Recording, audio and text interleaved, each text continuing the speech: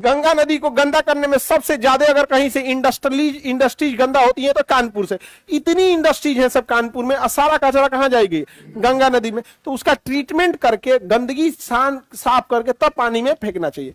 कई बार ऐसा फैक्ट्रीज में डायरेक्ट डाल देते हैं क्योंकि रेगुलेशन है नहीं। अब सपोज कीजिए कि जो कचरा निकला है उसके लिए कंपनी को 10 करोड़ से ज्यादा का खर्चा आ जाएगा, क्योंकि उस कचरा को स्टोरेज बनाना पड़ेगा। अब उस स्टोरेज में तुरंत तो साफ नहीं होगा। मान के चले एक दूसरा स्टोरेज बनाएंगे, इसको साफ करेंगे तो 50% कचरा, फिर दूसरा स्टोरेज रखेंगे उसमें 50%, 3-4 स्टोरेज बनाएंगे तब छोड़ेंगे, 10-15 करोड़ का खर्चा आएगा। उससे अच्छा किसी सरकारी कर्मचारी को 1-1 करोड़ खिला देगा, डाल दो गंगा में, कहेगा रात में छोड़ देना, सुबेरे आके हम जांच कर देंगे तो गंदगी है ही नहीं। तुम्हें हम ये मनगढ़ंत बात नहीं बता रहे हैं, यही होता है एग्जैक्ट। समझा गया? अब तो इतना समस्या आ गया है ना कि हम कुछ बात बोल भी देते हैं ना तो कोनो डायरेक्ट कहता है सर आप तो हमारे यहाँ आए ही थे, कम से कम मतलब ज्यादा जान पहचान हो जाने में यही खराबी होता है। आप बोलिएगा ना तो जान पहचान का निकल जाएगा, अभी सुनेगा तो कहे सर जानते हैं फिर भी बता दिए यहाँ पर। अरे यार तुम गलत कर रहा है तो हम बता रहे हैं। अब वही पानी बह के कहाँ तक आएगा? यूपी बिहार सब में। अच्छा कचरा पलट दिया, रात भर में पलट दिया, सुबह में गंगा में बचेगा वो तो बहा के लेके चली जाएगी।